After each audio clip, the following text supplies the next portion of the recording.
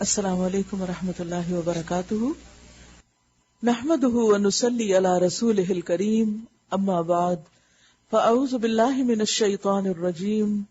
بسم اللہ الرحمن الرحیم. رب اشرح لی صدری ویسر لی امری واحلل عقدۃ من لسانی یفقہوا قولی. سورۃ الجمعہ. اب دیکھیے جمعہ کس چیز کا علامت ہے؟ جمع ہونے کی، اکٹھے ہونے کی، اجتماعیت کی، کہ روز نہیں تو ہفتے میں ایک دن اکٹھے ہو جاؤ. بسم اللہ الرحمن الرحیم. یسبح للہ ما فی السماوات وما فی الارض. اللہ کی تسبیح کر رہی ہے ہر وہ چیز جو آسمانوں میں ہے اور ہر وہ چیز جو زمین میں ہے. اس لیے تمہارے کام کی اللہ کو کوئی ضرورت نہیں. ہر چیز اس کی تسبیح کرے، وہ بے نیاز ہے تمہاری اس محنت مشقت سے.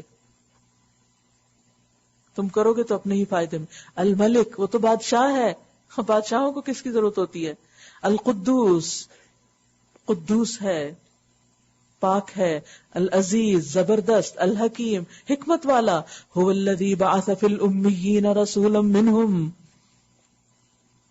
وہی ہے جس نے امیوں کے اندر، ان پڑھ لوگوں کے اندر ایک رسول خود انہی میں سے اٹھایا، انہی کی قوم میں سے، انہی کی جنس میں سے، انہی کی زبان بولنے والا. کیا کرتا ہے وہ رسول؟ یتلو علیہم آیاتہ، جو ان پر اس کی آیات پڑھ کے سناتا ہے، قرآن ان کو سناتا ہے. ویزکیہم، اور ان کی تربیت کرتا ہے، ان کا تزکیہ کرتا ہے، ان کی زندگیوں کو سنوارتا ہے. ویعلمہم الکتاب والحکمہ، اور ان کو کتاب اور حکمت کی تعلیم دیتا ہے. دین کے کام کو آگے لے جانے کے لیے جس ٹیم کی تیاری کی ضرورت ہوتی ہے، ان کو یہ چار چیزیں چاہیے ہوتی ہیں. ان کو کیا کیا کرنا چاہیے؟ قرآن سننا چاہیے اور سنانا چاہیے. صرف سننا اور سنانا ہی نہیں، تزکیے کے طریقے پر عمل کرنا چاہیے.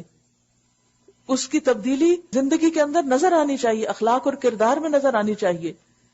اور پھر کتاب اور حکمت سیکھنا اور سکھانا چاہیے، اس کی تعلیم ہونی چاہیے. کیونکہ نبی صلی اللہ علیہ وسلم نے جس گروہ کو تیار کیا تھا ان کے ساتھ یہی چار کام کیے تھے. اللہ نے رسول بھیجا. یہ آیت تیسری دفعہ قرآن میں آ رہی ہے اس مضمون کی. البقرہ اور آل عمران کے بعد ایک دفعہ البقرہ میں اور ایک دفعہ آل عمران میں، اور پھر یہاں سورۃ الجمعہ میں.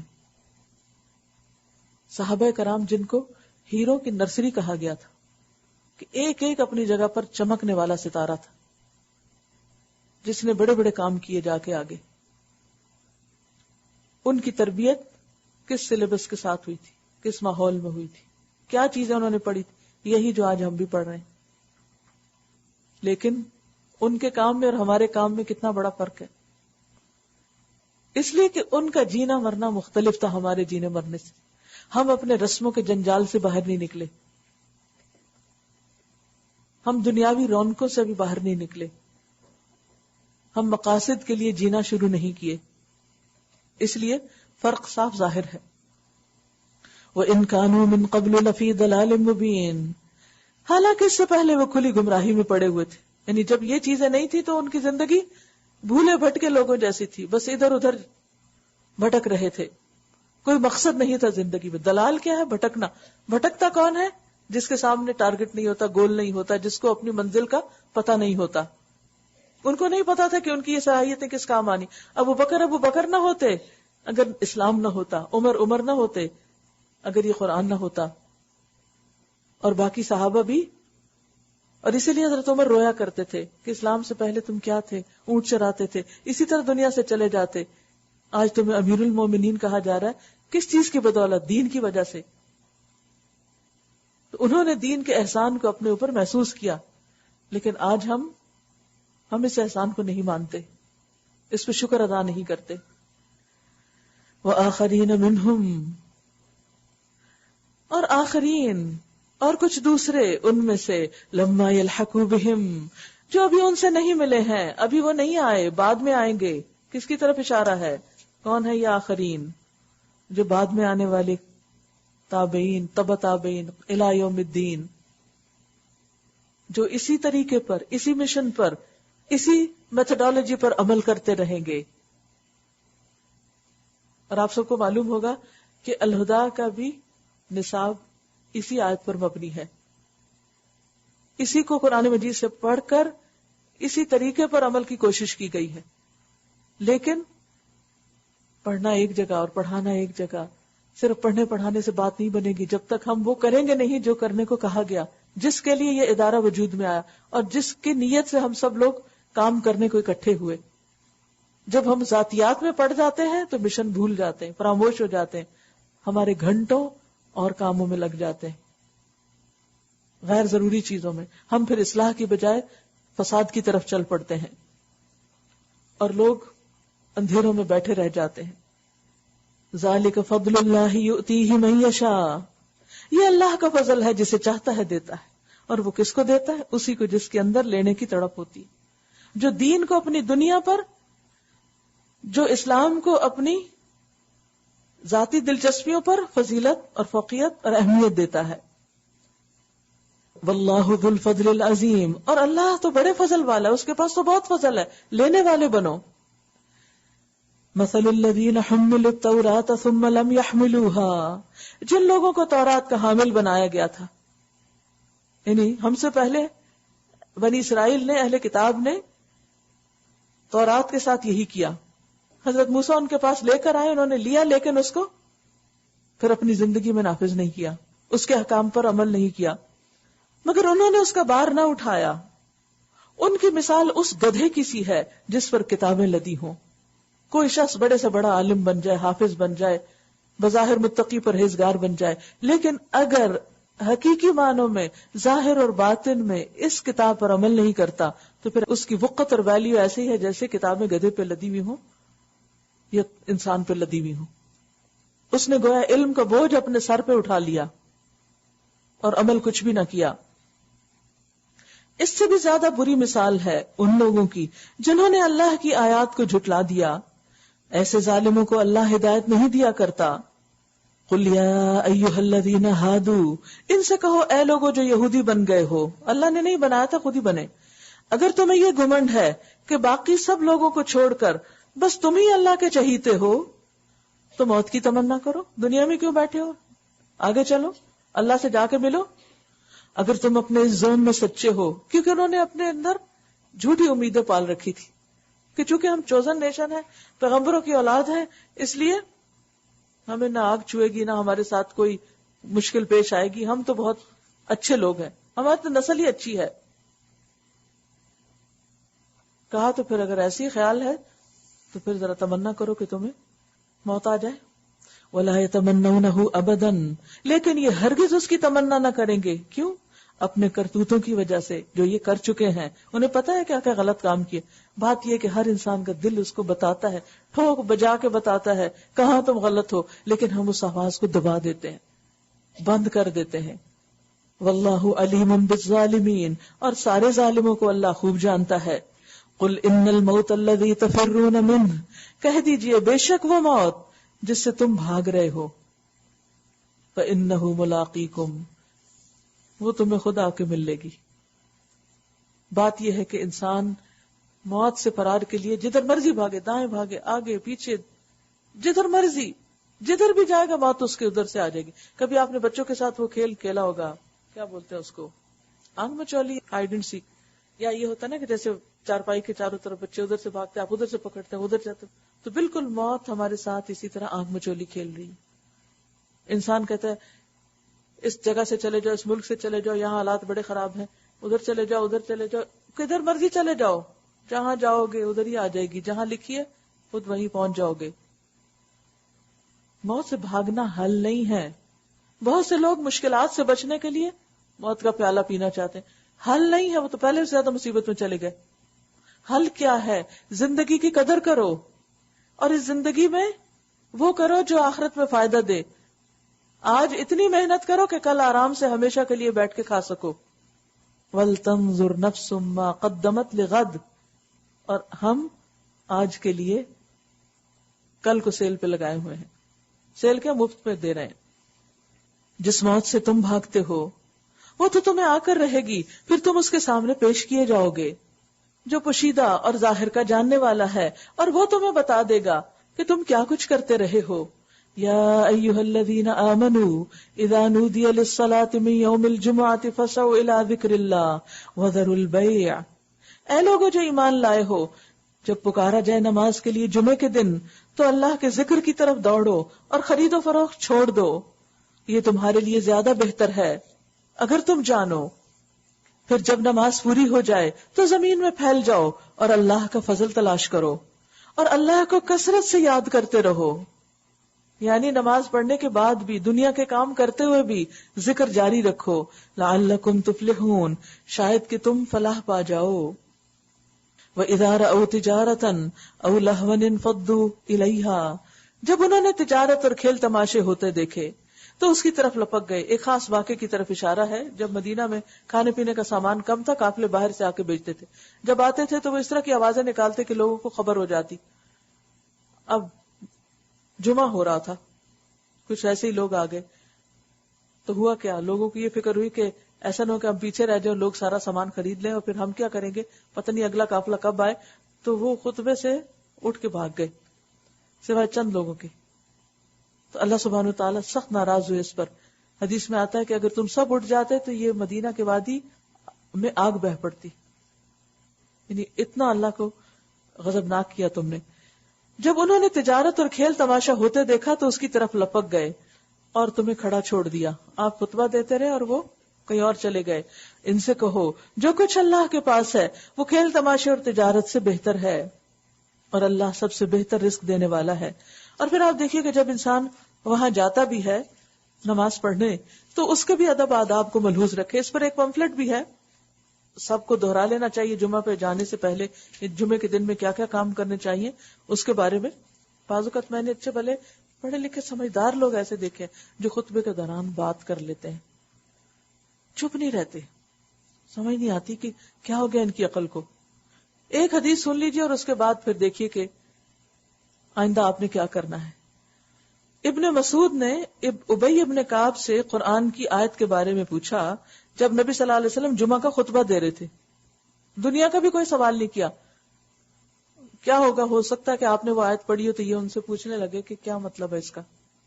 اکثر ایسے ہوتا ہے نا، کلاس ہو رہی ہوتی ہے، کوئی خطبہ ہو رہا ہوتا ہے اور ہمیں کوئی بات اپنی یاد آ جاتی ہے اور پھر ہم کہتے ہیں بعد میں تو بھول جائیں گے، ذرا ابھی سے بات کر لیں. یا اور کچھ نہیں تو دوسرے کو کہتے ہیں ادھر ہو جاؤ، ادھر ہو جاؤ، پیچھے ہو جاؤ، وہ بلا رہا ہے ادھر آ جاؤ، اس طرح کی باتیں.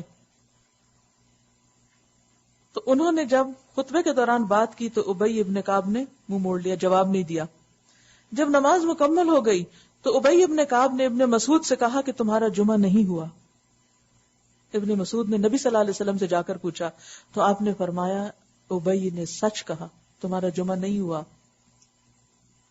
یہاں تک سختی سے منع کیا گیا ہے کہ اگر کوئی اس خطبے کے دوران کسی کو چپ کرنے کو بھی کہتا ہے نا کہ چپ ہو جاؤ، تو اس نے بھی لغو بات کی، حالانکہ دوسرا کچھ اور کر رہا ہے. تو اس کیونکہ ہوتا کیا ہے، بعض اوقات چپ کراتے کراتے ہی زیادہ فتنہ ہو جاتا ہے. تو اس لیے خطبے کے خاص طور پر جمعے کے دن اور باقی بھی علم کی مجلسوں کے کچھ آداب ہوتے ہیں، لیکن ہم عام طور پر پرواہ نہیں کرتے. اور پھر کیا ہوتا ہے، صرف یہ نقصان نہیں ہوتا کہ وقتی طور پر وہ بات سمجھ نہیں آئی، اس سے بہت ساری لامتناہی خرابیاں نکل پڑتی. جب ہم ایک ڈسپلن کو توڑتے ہیں تو نتیجہ کیا ہوتا ہے کہ جو لوگ کتنی دور دور سے سفر کر کے سننے کے لیے آئے ہوتے ہیں، جمعہ پڑھنے آتے ہیں یا کوئی قرآن کی بات سننے کے لیے آتے ہیں، وہ اس سے ڈسٹرب ہو جاتے ہیں، پھر اگلی دفعہ وہ آنا نہیں چاہتے. تو اس لیے بے حد ضروری ہے کہ ہم صرف دین پڑھنے پڑھانے کے شوق میں ہی نہ نکلیں، ان آداب کا بھی خیال رکھیں جو اس کے لیے ضروری ہے. سورۃ المنافقون.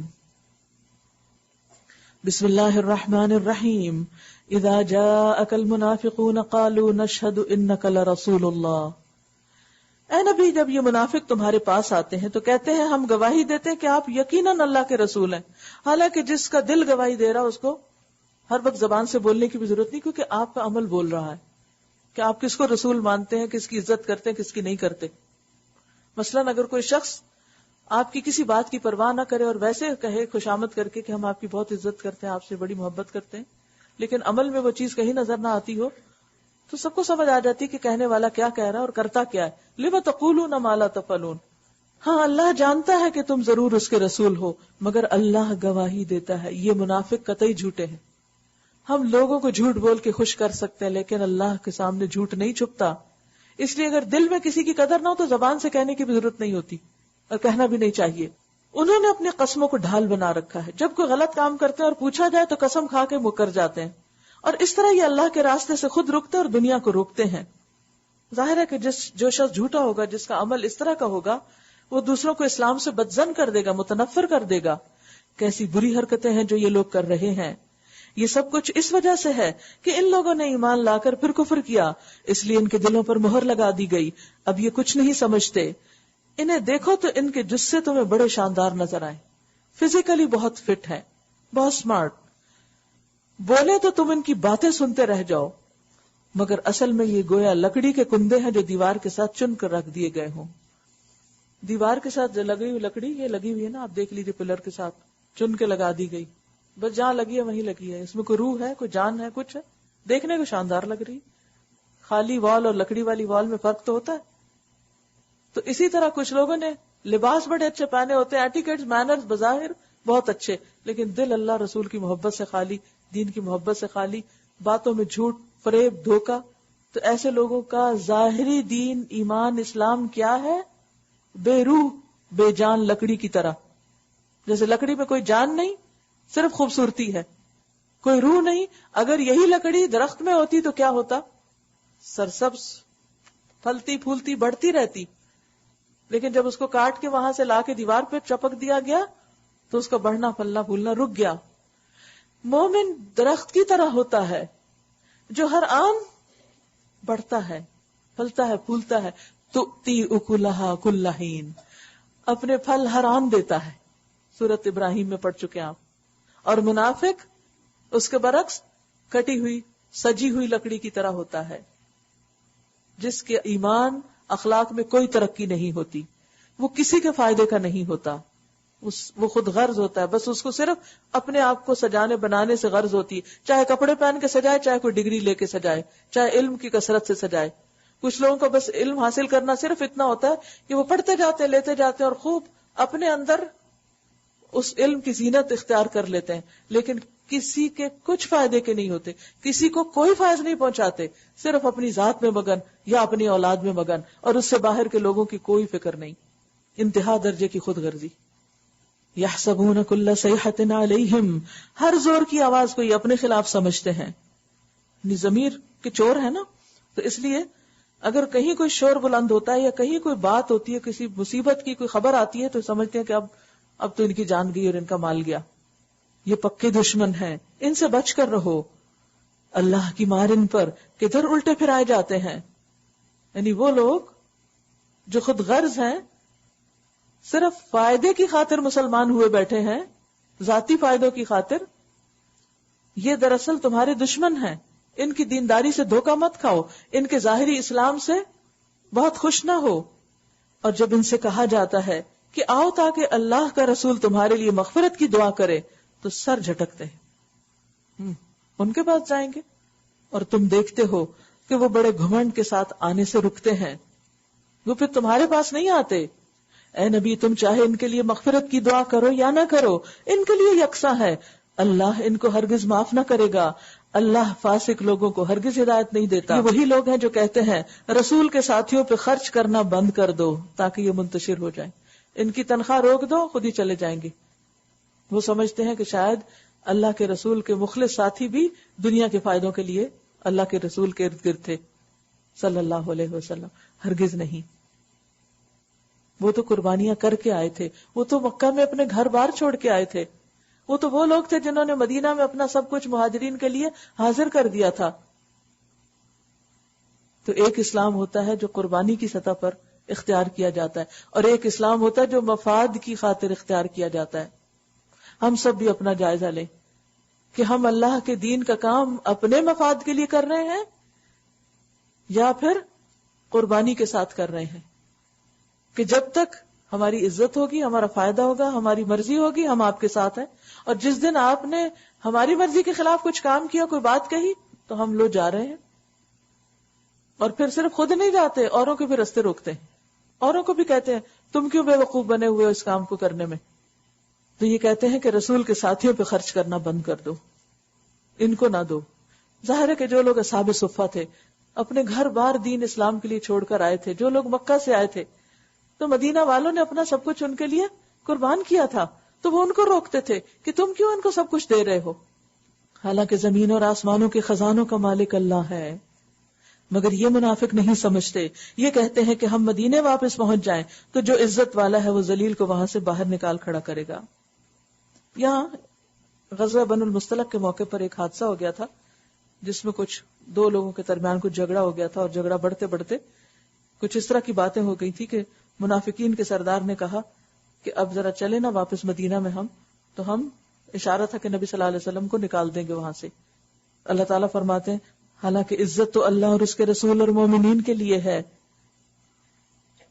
تم سمجھتے ہو کہ تمہارے نکالنے سے ان کی عزت چلی جائے گی، ان کا رزق بند ہو جائے گا؟ مگر یہ منافق جانتے نہیں ہیں. اے لوگو جو ایمان لائے ہو، تمہارے مال اور تمہاری اولادیں تم کو اللہ کی یاد سے غافل نہ کریں. دو بڑی چیزیں جو انسان کو اللہ کے ذکر سے پیچھے کرتی ہیں، مال اور اولاد. وَمَن يَفْعَلْ ذَلِكَ فَأُولَئِكَ هُمُ الْخَاسِرُونَ، جو ایسا کریں گے وہی خسارے میں رہنے والے ہیں، بڑا نقصان اٹھائیں گے. وَأَنفِقُوا، اور خرچ کرو، اس میں سے خرچ کرو قبل اس کے کہ تم میں سے کسی کی موت کا وقت آ جائے. کیونکہ انسان مال جمع کرتا رہتا ہے کہ اولاد کے لیے کچھ بنا جائے، اور اپنے اوپر بھی نہیں خرچ کرتا اور اپنی آخرت کے لیے صدقہ بھی نہیں کرتا. فرمایا اس سے پہلے پہلے خرچ کر لو کہ کسی کی موت کا وقت آ جائے اور اس وقت وہ کہے کہ اے میرے رب، تو نے کیوں نہ مجھے تھوڑی سی مہلت اور دے دی کہ میں صدقہ دیتا اور صالح لوگوں میں شامل ہو جاتا.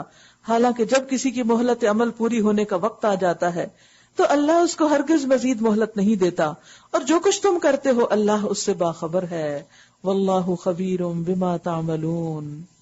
سورۃ التغابن. بسم اللہ الرحمن الرحیم. یسبح للہ ما فی السماوات وما فی الارض. اللہ کی تسبیح کر رہی ہے ہر وہ چیز جو آسمانوں میں ہے اور ہر وہ چیز جو زمین میں ہے. اسی کی بادشاہی ہے اور اسی کے لیے تعریف ہے، اور وہ ہر چیز پر قادر ہے. وہی ہے جس نے تم کو پیدا کیا، پھر تم میں سے کوئی کافر ہے اور کوئی مومن، اور اللہ سب کچھ دیکھ رہا ہے جو بھی تم کرتے ہو. اس نے آسمان اور زمین کو برحق پیدا کیا اور تمہاری صورت بنائی اور بڑی ہی عمدہ صورت بنائی. یعنی اگر آپ جانوروں کے مقابلے میں دیکھیں تو انسان کے ناک نقشہ کس قدر خوبصورت اٹھایا اللہ نے، اور اسی کی طرف آخر کار تمہیں پلٹنا ہے. زمین اور آسمانوں کی ہر چیز کا اسے علم ہے، جو کچھ تم چھپاتے ہو اور جو کچھ تم ظاہر کرتے ہو سب اس کو معلوم ہے، اور وہ دلوں کے حال تک جانتا ہے. یعنی اس سے تم کہاں چھپ سکتے ہو؟ کیا تمہیں ان لوگوں کی کچھ خبر پہنچی جنہوں نے اس سے پہلے کفر کیا اور پھر اپنی شامت اعمال کا مزہ چکھ لیا، اور آگے ان کے لیے ایک دردناک عذاب ہے. اس انجام کے مستحق وہ اس لیے ہوئے کہ ان کے پاس ان کے رسول کھلی کھلی دلیلیں اور نشانیاں لے کر آتے رہے، مگر انہوں نے کہا کیا انسان ہمیں ہدایت دیں گے؟ انہیں یہ بھول گیا کہ وہ پیغام اللہ ہی کا دے رہے ہیں، آخر کسی کے ذریعے ہی آنا تھا نا، اللہ تعالیٰ نے براہ راست تو تم سے نہیں بات کرنی تھی. اس طرح انہوں نے ماننے سے انکار کر دیا، دھوکا کھا گئے اور منہ پھیر لیا. تب اللہ بھی ان سے بے پرواہ ہو گیا، اور اللہ تو ہے ہی بے نیاز اور اپنی ذات میں آپ محمود. منکرین نے بڑے دعوے سے کہا کہ وہ مرنے کے بعد ہرگز دوبارہ نہ اٹھائے جائیں گے. ان سے کہو نہیں، میرے رب کی قسم تم ضرور اٹھائے جاؤ گے، پھر ضرور تمہیں بتایا جائے گا کہ تم نے دنیا میں کیا کچھ کیا، اور ایسا کرنا اللہ کے لیے بہت آسان ہے.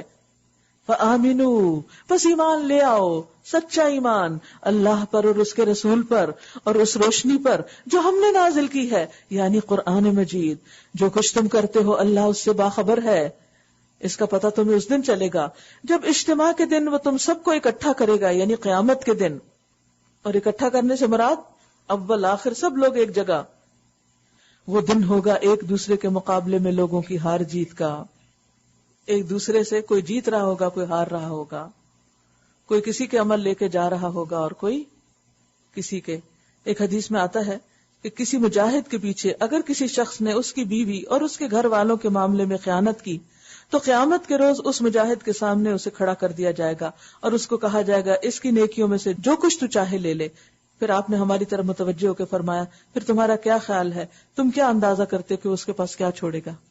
وَمَن يُؤْمِن بِاللَّهِ وَيَعْمَلْ صَالِحًا, جو اللہ پر ایمان لایا اور نیک عمل کیے, اللہ اس کے گناہ جھاڑ دے گا اور اسے ایسی جنتوں میں داخل کرے گا جن کے نیچے نہریں بہتی ہوں گی, یہ لوگ ہمیشہ ہمیشہ ان میں رہیں گے. یہی بڑی کامیابی ہے. آپ دیکھ رہے ہیں ہر صورت میں تقریباً یہ بات آ رہی ہے. اصل کامیابی کیا ہے؟ آج نہیں کل کا بہترین گھر ملنا. اور ہم اس زندگی میں ان گھروں کو خریدنے اور بیچنے اور صرف ان کی قیمت چکانے میں عورتیں اور مرد سب مل کے کام کیے جا رہے ہیں اور سب کچھ پے آف کر کے خود دنیا سے رخصت ہو جاتے ہیں. سب دوسروں کے لیے چھوڑ جاتے ہیں, پھر وہ جیسے چاہیں ان کو استعمال کریں. اس کا یہ مطلب نہیں گھر نہ خریدے یا نہ بنائے یا کام نہ کریں. بات یہ ہے کہ اپنے دین کو قربان کر کے نہیں, اپنے ایمان کو داؤ پہ لگا کے نہیں, اپنی آخرت کو نقصان دے کے نہیں. بس اتنا ہی جس میں دنیا کا کام چلے مگر آخرت برباد نہ ہو.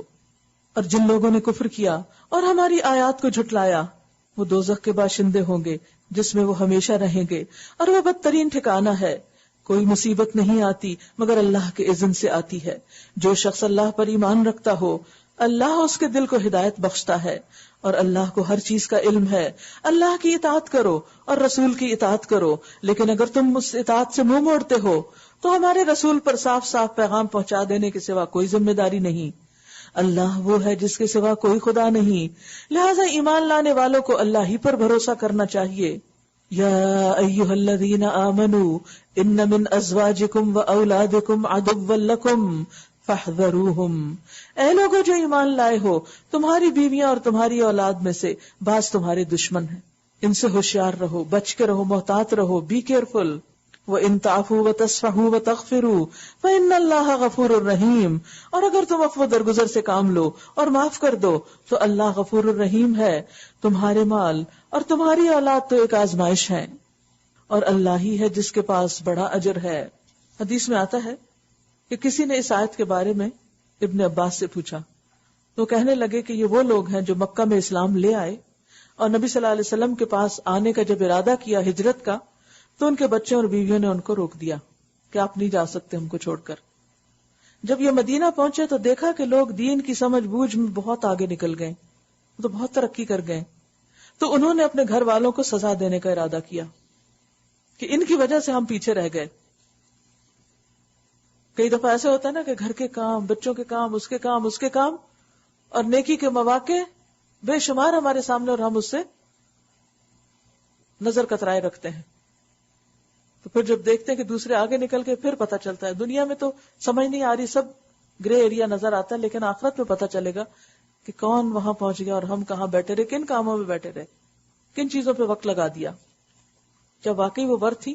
فاتقوا اللہ ما استطعتم واسمعوا واطیعوا وانفقوا خیرا لانفسکم, لہذا جہاں تک تمہارے بس میں ہو اللہ سے ڈرتے رہو اور سنو اور اطاعت کرو اور اپنے مال خرچ کرو, یہ تمہارے لیے زیادہ بہتر ہے.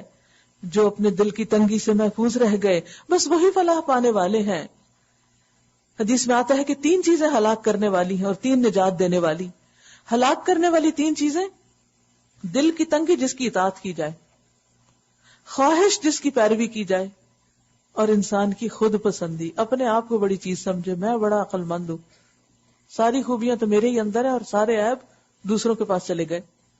اور نجات دینے والی 3 چیزیں ہیں: مخفی اور اعلانیہ اللہ سے ڈرنا, فقر اور غنا میں میانہ روی, خوشی اور ناراضگی میں عدل و انصاف سے کام لینا. پھر فرمایا ان تقرضوا اللہ قرضا حسنا یضاعفہ لکم ویغفر لکم واللہ شکور حلیم. اگر تم اللہ کو قرض حسن دو, قرض حسن ہوتا ہے جسے دے کے واپسی کا مطالبہ نہ کیا جائے, واپسی کی نیت سے نہ دیا جائے, بس دے دیا. اگر تم اللہ کو قرض حسن دو تو وہ تمہیں کئی گنا بڑھا کر دے گا اور تمہارے قصوروں سے درگزر فرمائے گا. اللہ بڑا قدردان اور بردبار ہے, حاضر اور غائب ہر چیز کو جانتا ہے, زبردست اور دانا ہے.